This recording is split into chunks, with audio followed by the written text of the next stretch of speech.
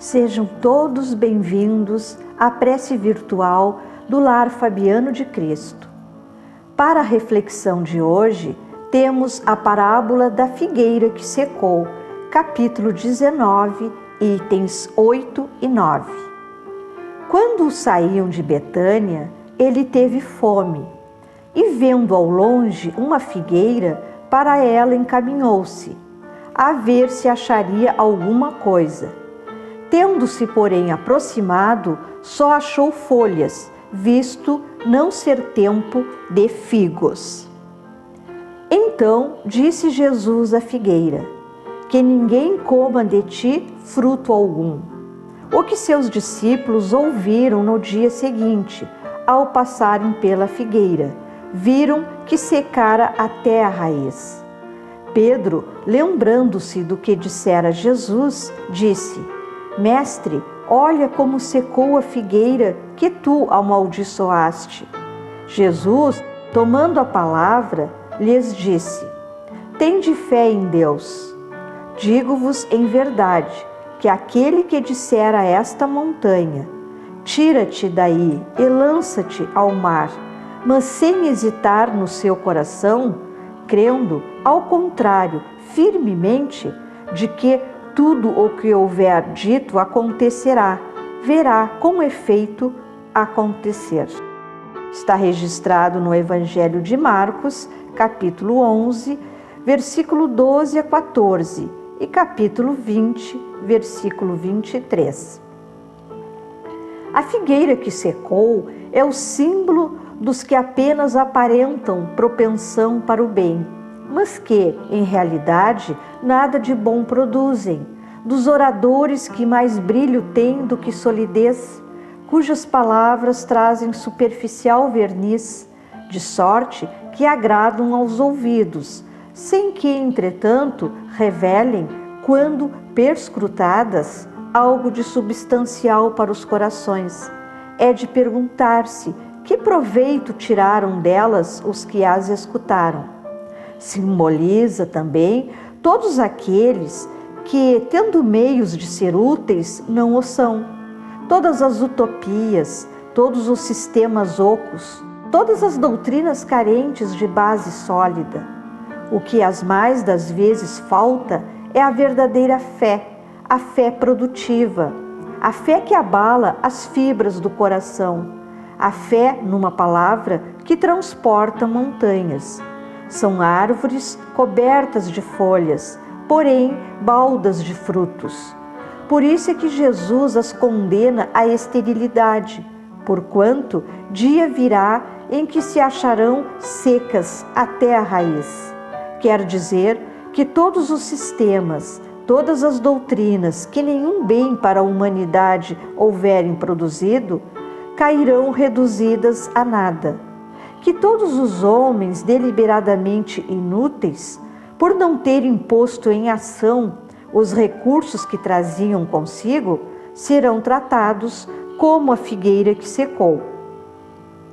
Também os médiuns são os intérpretes dos espíritos.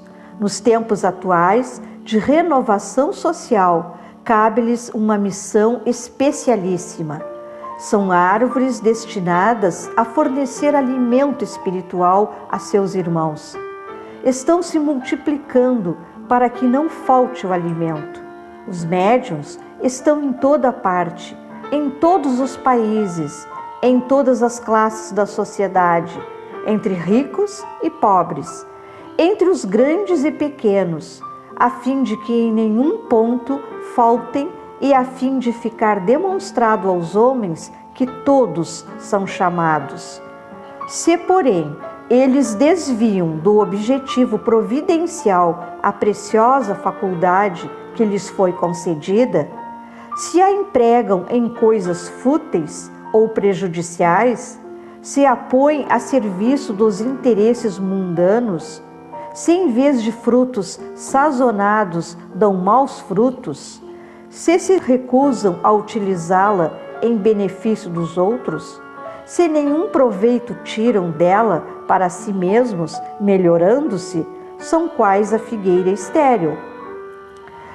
Então, queridos irmãos, Ao refletirmos sobre o Evangelho à luz da doutrina espírita, podemos interpretar uma parábola pela visão histórica da época ou podemos transcender e aprofundar um pouco mais. Kardec compara a figueira seca com alguns médiuns palestrantes e oradores, alguns líderes religiosos, também muitos fundamentalistas ou extremistas, que muitas vezes usam as palavras mais por vaidade do que por missão. São cheios de folhas e não têm frutos, ou seja, tem aquele verniz social que maravilha a muitos, mas em essência falta a conexão com o Evangelho de Jesus.